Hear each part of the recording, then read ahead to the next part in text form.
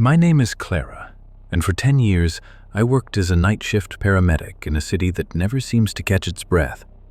I've seen death in every conceivable iteration: the quiet fades of the elderly, the violent chaos of accidents, and the lonely ends of the forgotten. I always believed I was immune to the darkness. I viewed death as a simple biological switch.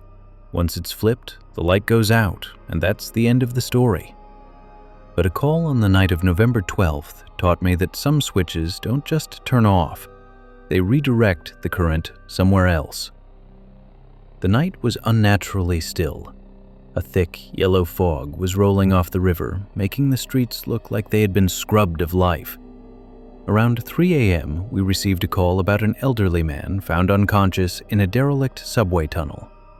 He had no ID, no cell phone, and no belongings, just the clothes on his back and a pocket full of sand. By the time we loaded him into the back of the rig, his heart had stopped. My partner, David, jumped into the driver's seat while I stayed in the back, fighting a losing battle against the inevitable. "He's gone, Dave," I finally said, after 20 minutes of fruitlessly pumping a chest that felt like brittle parchment. I stared at the flat line on the monitor. Time of death, 3:14 a.m. I covered the man's face with a white sheet and sat back on the bench, letting the heavy adrenaline bleed out of my system. The interior of the ambulance was quiet, illuminated only by the dim, rhythmic red pulse of the overhead lights. We were about 15 minutes away from the morgue, driving through the silent, fog-choked industrial district. Then, the atmosphere in the back of the rig shifted. It wasn't just a drop in temperature, it was a sensation of crushing weight. The atmospheric pressure seemed to triple in a heartbeat, making my ears pop painfully. I felt a vibration in my chest that had nothing to do with the engine. I looked at the heart monitor. It was still a flat line, but the speaker was emitting a sound I had never heard before, a low, rhythmic resonance like someone breathing through a long, hollow lead pipe. "Dave, is the radio on? I'm getting some weird feedback back here," I called through the small partition window. "No, I turned it off 10 minutes ago," David's voice came back, but it sounded distorted and miles away, as if he were shouting from the bottom of a canyon. I turned back to the patient. The sheet was no longer lying flat. A third shape had materialized in the ambulance.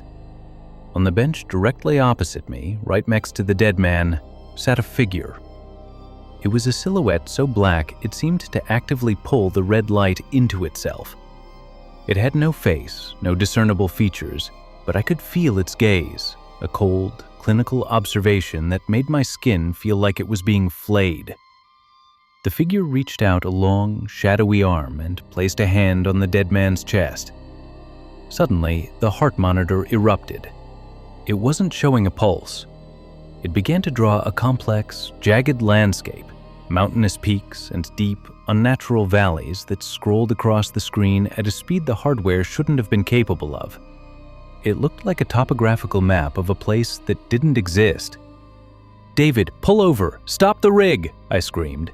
But as I lunged for the partition, the door slammed shut and locked itself with a heavy, metallic thud. The shadow figure slowly turned its head toward me.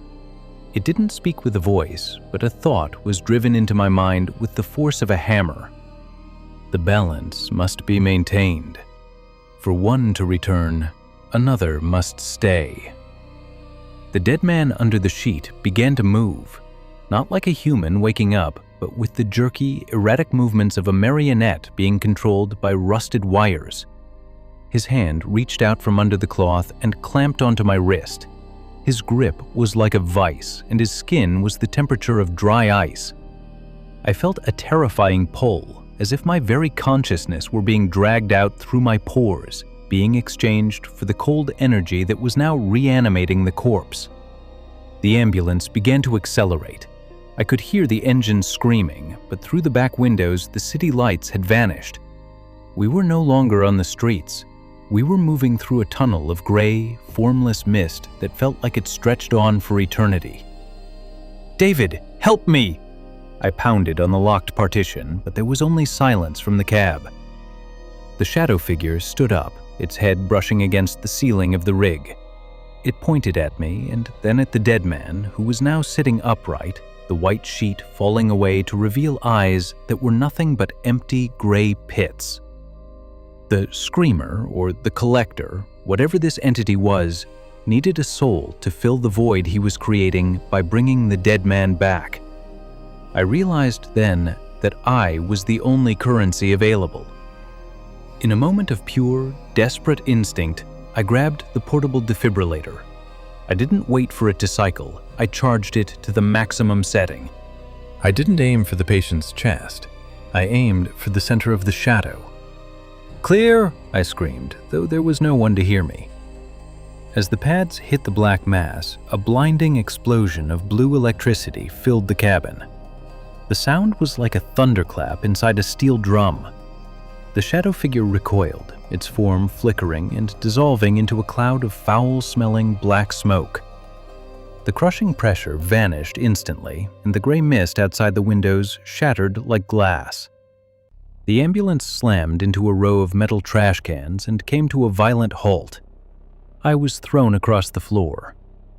When I regained my senses, the interior was normal again. The old man was lying perfectly still under the sheet. David was stumbling out of the cab, looking dazed and pale. "What happened?" he gasped, throwing open the back doors. "The steering, the road, it just disappeared for a second." We delivered the body to the morgue.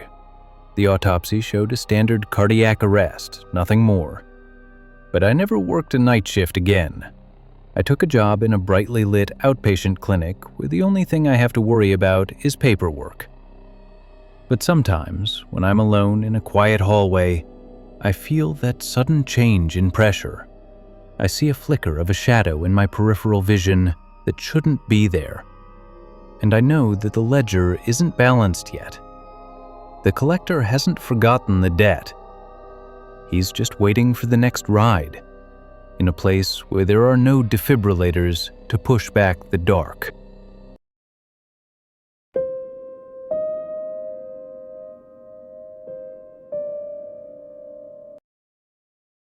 My name is Arthur, and I have spent the last 15 years as an estate liquidator.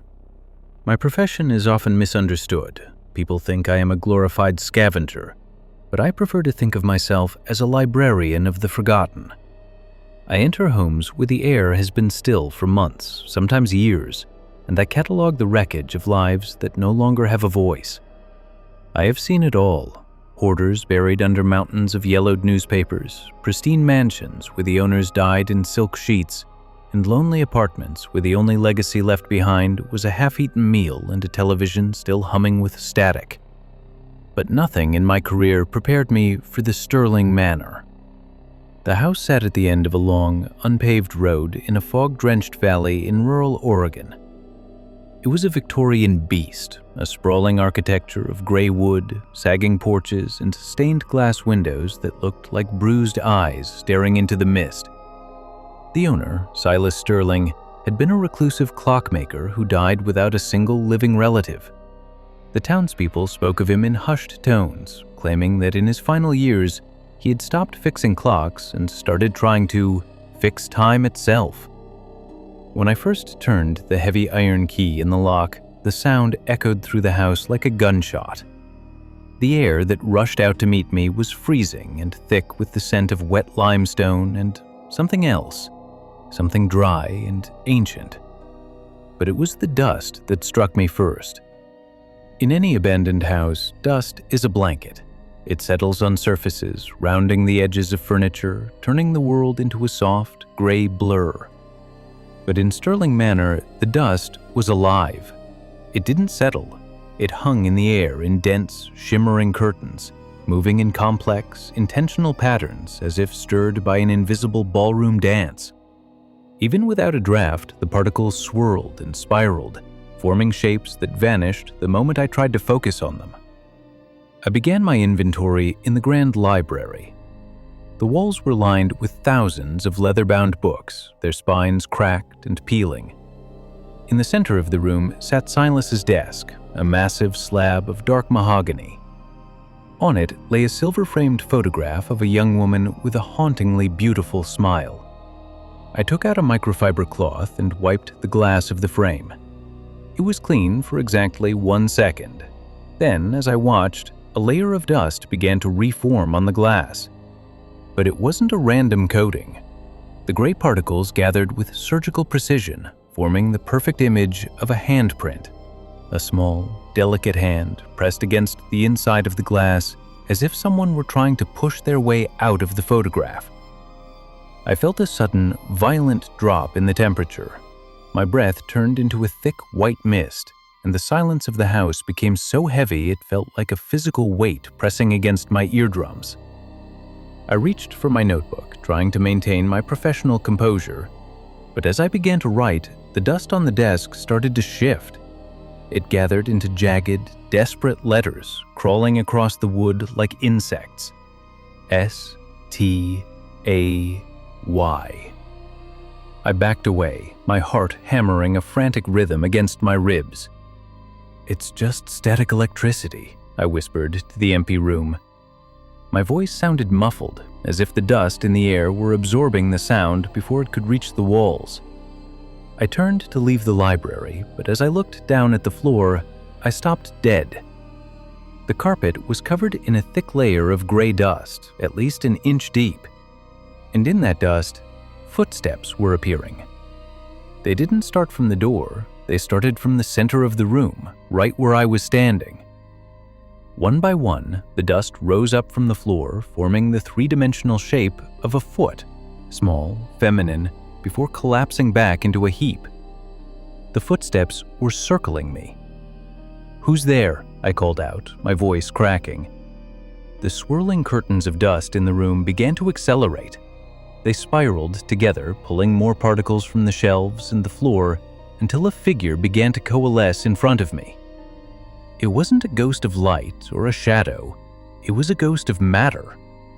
She was a statue of gray silt, her dress flowing in a phantom wind, her face a featureless mask of shifting particles. She was a masterpiece of decay. As she drifted closer, the air grew even colder. I could feel the dust entering my lungs, coating my throat with the taste of old paper and dry earth. She reached out a hand, and as her fingers brushed my arm, a flood of memories that weren't mine crashed into my mind. I saw Silas Sterling, younger and weeping, clutching the same silver frame. I felt his desperation, his obsession with capturing his dead wife's essence. He hadn't been trying to fix clocks. He had been trying to build a body out of the only thing a house truly produces, its own remains. Every grain of dust in this house was a fragment of a memory he had refused to let go. And now, those memories were hungry for a new host. I realized with a surge of terror that my own skin was starting to turn gray. The dust wasn't just touching me. It was settling into my pores, weaving itself into my flesh. I looked at my hands and saw the fine lines of my palms disappearing under a layer of unmoving silt. I wasn't being haunted. I was being archived. I scrambled for the exit, but the dust in the air became a solid wall. It was like trying to push through a drift of heavy sand. I could feel the particles under my eyelids, grating against my corneas. I was suffocating in the history of a dead man. I grabbed a heavy brass candelabra from the desk and swung it at the nearest window. The stained glass shattered and a violent gust of the Oregon storm rushed inside. The pressure change acted like a vacuum. The dust figure screamed, a sound like 1,000 dry leaves being crushed, as she was torn apart by the wind. The swirling curtains in the room were sucked toward the broken pane, a gray whirlwind of lost souls fighting against the air. I didn't wait. I dove through the window, the glass tearing at my suit and my skin. I hit the wet grass and didn't stop running until I reached my car. I drove for 3 hours without looking in the rearview mirror, my hands shaking so violently I could barely steer. I quit the liquidation business the following morning. I moved to a modern apartment in the city, a place of glass and steel with no carpets and no history. I have become obsessive about cleaning. I have 3 air purifiers running in every room, and I wipe down every surface with bleach twice a day. But it doesn't matter. No matter how much I clean, no matter how tightly I seal the windows, I wake up every morning to find a thin, perfect layer of gray dust on my nightstand. And sometimes, when I look in the bathroom mirror, I see a handprint on the glass, right over where my heart should be. Silas Sterling found a way to make the past permanent, and now I am the vessel for the memories that refuse to settle.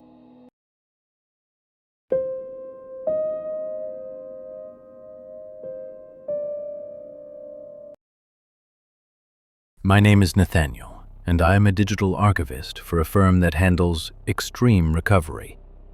We are the people you call when a hard drive has been through a house fire, a flood, or a decade of rot in a basement. I've always found a strange comfort in the binary logic of code.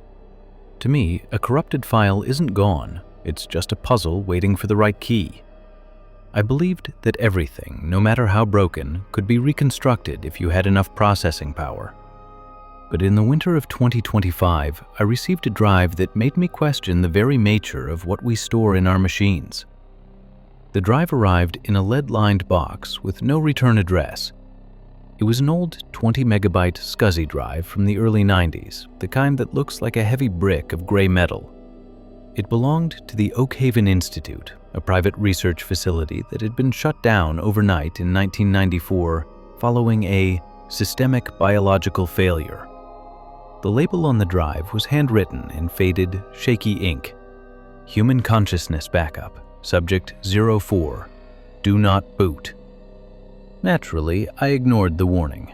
I assumed it was some forgotten experiment in early artificial intelligence or a crude attempt at digital mapping. I spent 3 hours building an interface to bridge the ancient hardware with my modern workstation. When I finally hit the power switch, the cooling fans in my high-end rig didn't just spin up, they began to scream at a pitch I had never heard before. The temperature in my small office spiked by 10 degrees in seconds, and the air began to smell of ozone and something sickly sweet, like rotting flowers. On my primary monitor, a video feed opened. It wasn't a standard file format. The window had no borders, no close button. It was just a view into a room. The quality was abysmal, low resolution, heavy digital artifacts, and a flickering green tint that made the image look like it was filmed through stagnant water. I watched as a hand reached out to touch a window pane within the video. The hand was translucent, pulsing with lines of static and raw code. "Is it working?" a voice whispered through my speakers.